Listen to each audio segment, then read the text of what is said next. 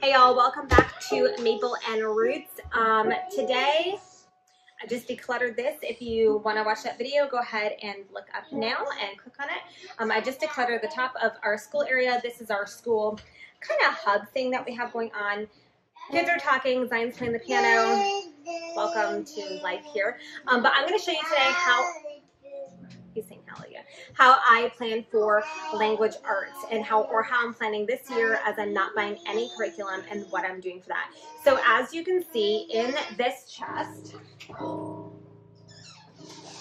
is a whole world of books. Let me just it just goes and goes. It is jam-packed. I need to go through this. I'm not going to do that today. I probably should, but I'm not going to. I'm going to do our language arts first. So let me just show you what and how I'm doing this. I've got my planning sheets, which are not. I've got my planning sheets, which I do not have in a binder yet. So if you've watched my previous videos for my planners, I have the sheets already done. I don't have them in my planner yet because I'm waiting for my binder to come in. But I basically have these, what I call subject visions, and it's basically my vision for each subject or each trimester throughout the year or semester. So I have it broken down by child, and then I have things that I group together broken down separately. So I have a history one, I have our science ones, all of those things. So I have these out knowing what I know, so that way I can flip back to them if I need to, just making sure that I have what I need. I also have one for spiritual formation, for all of our science things. So because I'm doing literature this year, this video, I only need each individual child's out. So I've got Adeline, I've got one for Lila, and I have one for Asher. I do not want to have one for Micah because he is 4. Don't have one for Zion either because he is 2. So I've got these subject visions right here. Then I go, let me pull them up and look, and I'm going to pull out my book lists now. So I've got these all printed out and already labeled book lists. And it's got these, markings for all the books. I know sometimes I'm going to use those and sometimes I'm just not. So I'm going to pull them out for each individual child as well because, again, this is going to be our literature and language arts. So I don't need any of the other ones. So I've got all 3 of these. And then the next step that I'm going to do is I'm just going to look over my subject visions again, just to make sure, I know with Adeline, we're working on biographies, historical fictions, especially this year, early American literature, poetry, things like that. And so now that I know that, I'm going to start shopping my bookshelf. And I know all of you organized people are looking at this and going oh my goodness. And I'm so sorry. It's actually fairly, down further, it's more organized. This is where it gets really messy, but because I can't put another shelf in, it makes it really difficult. And then when kids take out books, they just stack them back in here.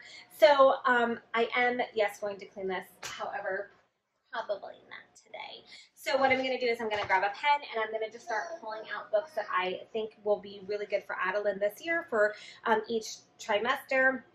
We're going to get up into 3s. And things that she hasn't read yet. And so I'm going to focus on Adeline first. Now I am going to create my piles, so if I see one for Lila or for Asher, I will also pull it out. Maybe I should do them at the same time, but I think it's easier to focus on one child at a time while doing this. So let me grab a pen. And by the way, if you're new here, I am Bethany. I am a homeschool mom of 6. I have 1 in college, 5 little ones at home. And this year I am homeschooling for free. Also, in this house, we tend to have kids in and out. It's very difficult to have them quiet while I'm filming. So if you hear little voices or see little ones run in, that's what's happening. So yeah, let's get to it.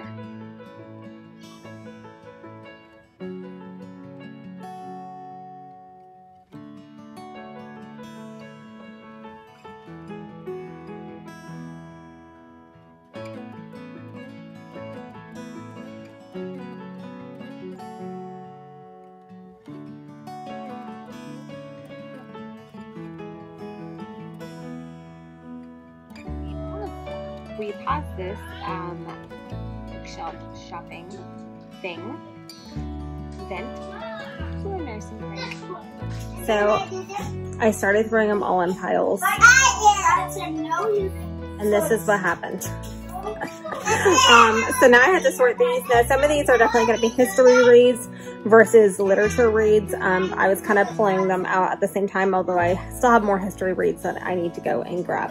Yeah. Okay, so I have gone through my shelves. I have torn apart my dining room, y'all. I really haven't been in my bookshelves. Also, like, I definitely, who knows? Who even knows?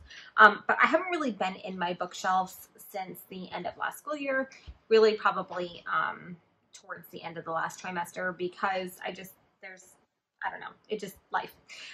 So it was really good to look and see what I have. Even when I'm starting to plan for other subjects, it was really good to dig in deep to what I already have. One thing that I'd like to point out is that I really strive to combo my children.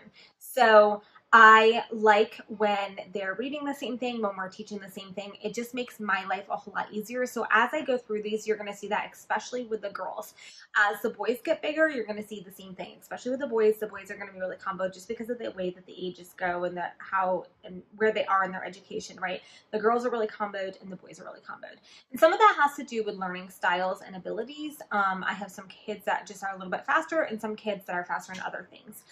So that's something I really, really wanted to point out ahead of time. When it comes to this language arts and our literature, really this year is very history heavy. So it's all historical fiction. Like, there's nothing other than that than what they're reading other things, but no other fiction are they reading except for historical fiction, at least when it comes to the girls. So I'm going to start first with Asher, and there's a few things I'm going to highlight with what I'm doing with him for language arts. So let me just pull them up. The first thing is, because he's still learning to read and write, I had picked this up years ago. This is Write a Super Sentence, and it's for grades 1 to 3, and it's really awesome with learning to just build really wonderful sentence building all together. So I'm really excited to do this with him. This will be something during our morning basket time that I do with them, as I'm doing things with, or that I do with him, as I'm doing other things with the girls. So I don't write in these books. I make photocopies. It just makes it easier for me. You could pick up any simple language arts books. You could look at what you already have. You could ask family and friends. These things, books like these, are really readily available. People are always looking to get rid of these, whether at thrift stores, whether in little libraries, whether like just older cousins, things like that. So, you know, poll your community and see if people have workbooks like these where it's just basic writing. So I'm going to be doing that with him. And then for my read alouds with Asher, I am going to be doing, right now, I'm going to do these, and this is a favorite in our house that I do with every kid at this age, and that is The Adventure of Reddy Fox. And then I have Peter Rabbit, and I have Danny Meadow Mouse, and The Adventures of Grandfather Frog.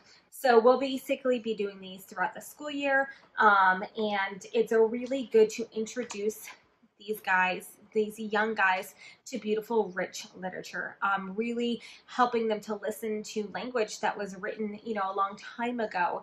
And so I'm excited. I just know, like, my girls loved these stories, and I know Asher is just going to really, really love these, especially Reddy Fox. This is just such a favorite for us.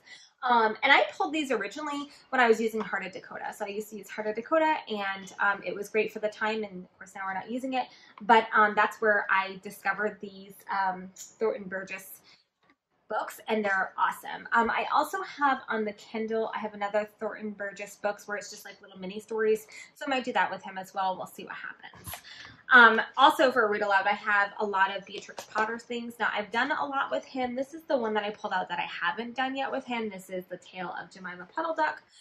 These are just such sweet little stories. Obviously we would read this in one sitting, you know. And then I just pulled out a bunch of readers for Asher for this year. So I've got this stack right here. As you can see, I've got simple ones like Go Away Dog. This is a really beginning one that he was working on before the school year ended, and he does pretty well with this one. And then we move on to level 2s and 3s. So I've got Grasshopper on the Road, Frog and Toad Are Friends. These are really wonderful reads. But again, you don't have to go out and buy these specifically. You can look and see what you have or what's available to you. What's on the library, what's on the Hoopla app, what's on Epic, you know, all of those things. I also have some historical ones. So I have A Long Way to a New Land. Our books are a little bit beat up. It's just us. Sam the Minuteman. I thought that this would be a really good one to do with him. And then we've got some household favorite. Oh, wait, sorry. This is another history one. And look, I found Peter Rabbit. The Drinking Gourd. This would be a really good one. This is not one I really expect him to read this year. Maybe by the end of the year we'll be there, but you know, one that I will work with him on. This is a household favorite, or these two are. We've got this one. I don't know if you're familiar with this story. Splat the Cat Sings Flat. They love this one. Asher really likes this one, so we'll read this some more. I've got The Fire Cat, and this is like, this book is a testimony in itself, and it's so beat up and it's so old, but one of my children was really struggling with reading, and this was the first book that they picked up that they really just fell in love with, and so this will also always be a special book for us. Definitely one that I picked up thrift or at a little library, but it's still beautiful. And then of course some Dr. Seuss Fox and Socks. So that's just basically a sample of what I'm going to do with Asher. I'll have these in a basket for him, and he will be able to kind of pick and choose. We'll work our way through one, move on to the next. I don't know how much we'll get done in the year because it just depends on him and where his reading is at and how fast he goes through it. And if we don't get through it all, we don't get through it all. And if he does and we move on, then we do. And that's what's awesome about homeschooling, is that you can really, really focus on where your child is at versus where they should be. So that is Asher. And then for the girls, I'm going to combo those as I talk about them. For grammar, okay, sorry.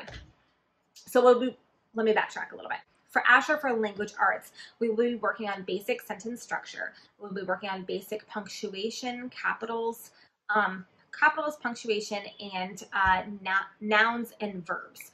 So that's where he's going to be by the end of the school year. I would really love a nicely written couple of sentences from him.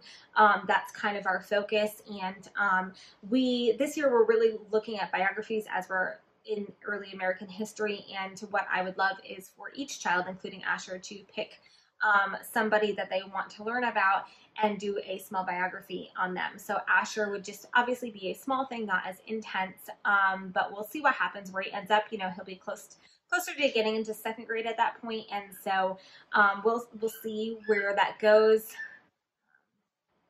So yeah, so for him, that's what I'll expect of him. I'm writing, and of course the girls will have more, but that's kind of where he's at for grammar. And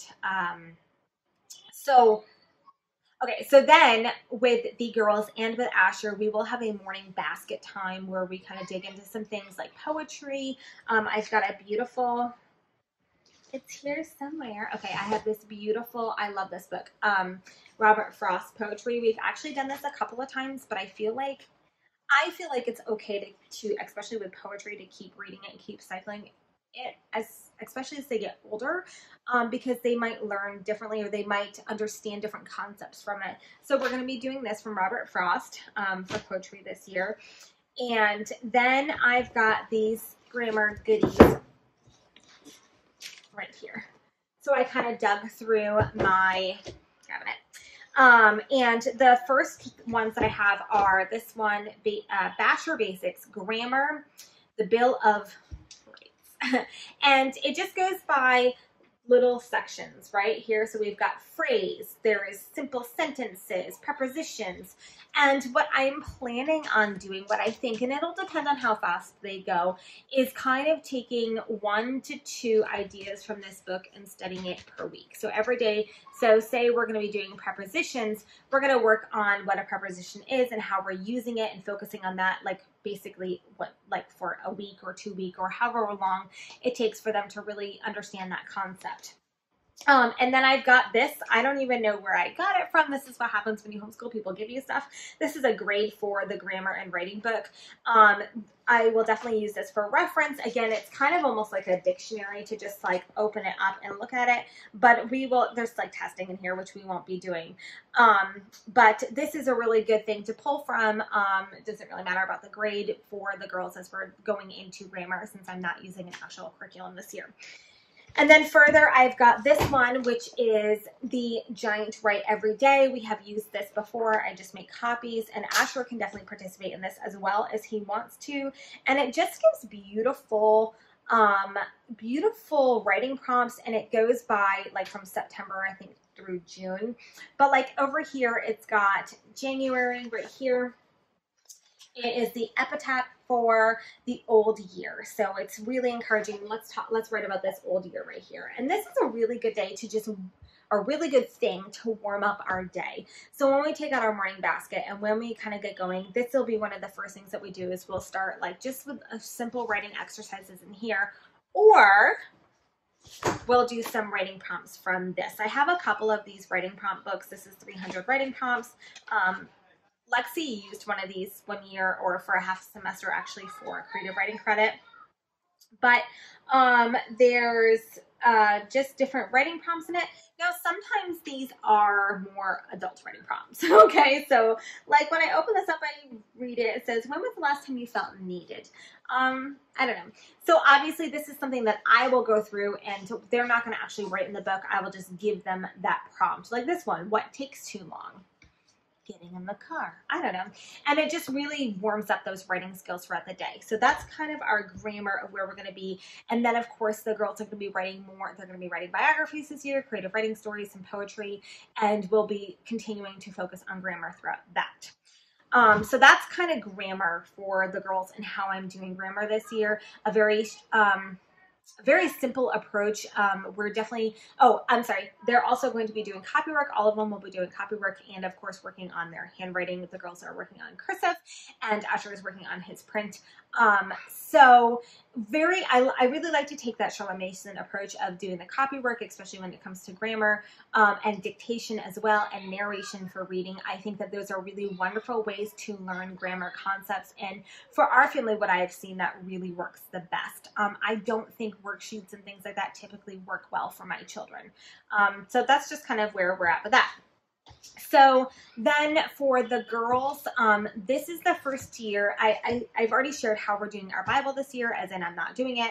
I mean, I am doing it, but we are going to be focusing on our girls, our kids, really pursuing a relationship with Jesus on their own. So we are going to have guided reading on what we're reading. We're all going to be reading the same thing in Scripture. And then the evening when we sit down and we do our devotionals and our reading, or our family read aloud, we'll discuss those things. So further to add to that, I am going to have the girls, they were supposed to read this last year and it just didn't work out, but this is A Tale of Three Kings, A Study in Brokenness by Jean Edwards. It's a really fantastic book, and so individually they're going to be reading this, and then also I think Adeline, I'm going to have her read Radical by David Platt. So I just think it's time, especially for Adeline as she's entering 6th grade, to really kind of advance in her reading about spiritual formation. So we're going to try these out and see where she's at and how she does with those. Okay. Also in our morning basket time, we're going to be reading this. This is Adoniram. I should probably figure out how to pronounce it. Judson, America's First Missionary. I don't know when I got this, but I did, and I thought it would be great to read that, especially since we're focusing on biographies and, of course, early American history this year. So that's something that I'll read aloud to all of the kids. I also grabbed this at a little library, so I might be pulling out pieces from this as well. This is Leadville, A Miner's Epic. And it just has a lot of information about different mining.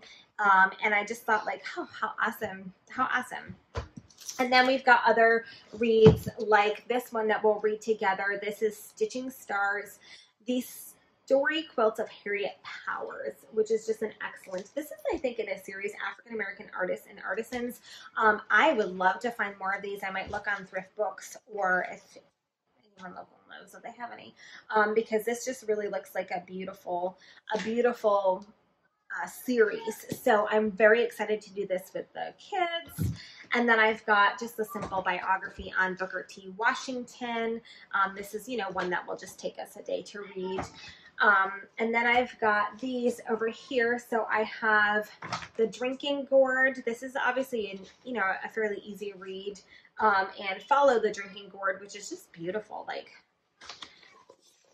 look at those pictures. And again, these are all ones that I either got at a school festival or a yard sale or something of that nature, which is just amazing. I've kind of been stacking and saving books.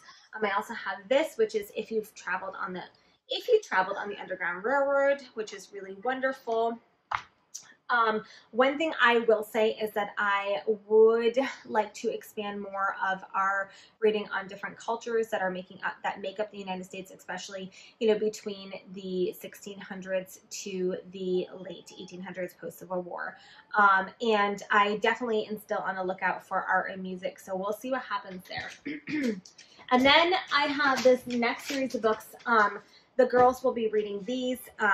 These are kind of just easy reads, especially for the girls, but they are a really good historical fiction. We did Kaya last year, and I thought it was a really just gentle way for them to connect with people of that time period. So we have Meet Felicity, Meet Josephina, and Meet Addie. They've already have done Kirsten, they've already done Caroline, and they've already done Kaya. Oh, and I'm sorry, I also have this one, which I have not actually read yet, which is Meet Cecile. So these all go with our time period, that wherever we are in history, they will go ahead and just grab these to kind of free reads, easy reading to get through. But it's a really wonderful way to introduce history and historical fictions to kids. And then in no particular order, and I have this stack of books, I have these stack of reads, and I don't know yet what I will be reading out loud to them and what they will be reading individually, or reading out loud to me. So I've got this one, The Wind Wagon. I've got A Misfortune, Free Man. I've got An Eye for an Eye, A Story of the Revolutionary War. I've got Frozen Summer right here, which takes place in about 1816. Lila really wants to read this, so she'll definitely be reading that. I have Woods Runner. I have A Ballad of the Civil War. Green Mountain Hero, which is great because this is in our area, so that's fantastic. And Adeline will be reading Huckleberry Finn. So those are kind of what I have for literature, for novels, essentially historical novels that they'll be able to read this year. And I'm going to, we'll probably go in historical order of what happens and kind of where we are in history. But I'm not going to sit here and say like this child is going to read this, because I think I have enough books where they can kind of pick and choose. Now, if and when they get through this, and they probably will get through these pretty quickly, I have a lot more for later in history in my cabinet. And so I have a lot more about like going out in the West and covered wagons and that kind of thing. But my girls will kind of gravitate to those naturally. So I really wanted to focus on something other than those, because we've done the whole Little House on the Prairie series and that kind of thing. And then I have, if I can find them, very simple. I have a whole bunch of simple reads like this, which are historical, but I've got these, which are, little biographies, but these are very easy reads to read in, 1 or 2 sittings for them. So that's where we're at for literature. I have more history reads that we will be doing throughout the year. And I'm going to do a whole separate video on how I do history, because I've never met anybody else who does history the way that I do. So, you can really see how they're very like married and comboed in science too. As well. So that's where we're at for language arts, and they will definitely be language arts and literature. They will definitely be doing writing. A lot of times I will have them like say write an when they finish a chapter, they'll either, you know, orally narrate it to me, or they will write it down, you know, kind of what happened, or maybe we'll take a concept, a thought of something that happened, and we'll really evaluate and dig through it. And then, of course, as I said, that they are going to be focusing on biographies this year. So I think essentially through every major time period that we hit, I would like them to do a biography on, it's the year of the biographies. And I also think I'm going to have them do an autobiography this year to really just kind of hone that in. So that's our language arts. That's how I do it. I would love to hear if you're putting your own language arts together, how you're doing it. We also will be taking advantage of some online resources. I just don't have them yet. So, or I just haven't figured out what I'm going to be doing. I know there's some more. I would like some different culture in our historical reading this year. Of course, last year we spent the entire year on studying the first Americans, and but I would like to add some more, and especially when I'm talking about doing American folk art and American folk music. And so I know I'll be taking advantage of YouTube and read aloud books that they do there, and I will be on the hunt. Probably I'll be getting some books from the library or using Hoopla, Kindle Unlimited, something like that, and then of course continuing to just kind of browse and see what falls in my lap. So yeah, guys, that's how we're doing language arts this year. Thank you so much for tuning in and all of your support. Yeah, so thank you guys so much. If you haven't done so already, I would love for you to subscribe and ring the bell for notifications of all my future uploads. I have a lot coming out in the next few weeks as we start school, which is really, really exciting. And don't forget to follow me on Instagram at Maple and Roots, and join my homeschool group, Free Homeschool Year with Maple and Roots. Bye, everybody.